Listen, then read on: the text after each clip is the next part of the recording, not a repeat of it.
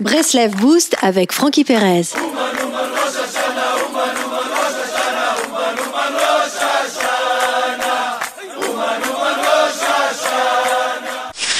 Dès que tout semble aller mieux, les problèmes commencent. Pourquoi?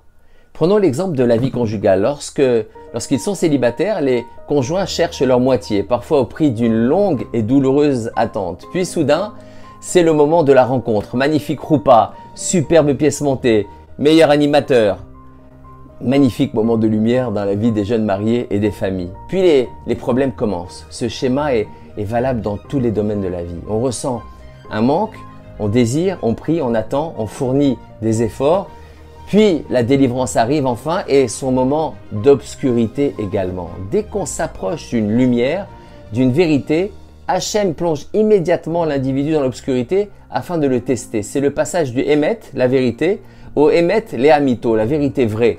Pour illustrer cet enseignement, prenons l'exemple du Matan Torah, don de la Torah. Lorsque Moshe monta recevoir les Luchot Abrit, le Satan fit croire au Béné Israël qu'il était parti dans l'autre monde. Il est dit que le mauvais penchant montra au Béné Israël une image de Moshe sans vie afin de leur donner un sentiment de désespoir et de les tester dans leur foi. Que firent les Béné Israël?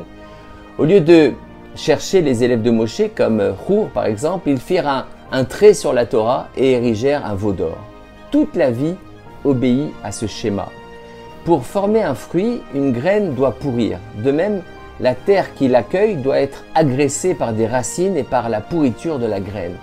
C'est dans les moments d'obscurité qu'on accède à une vérité plus raffinée.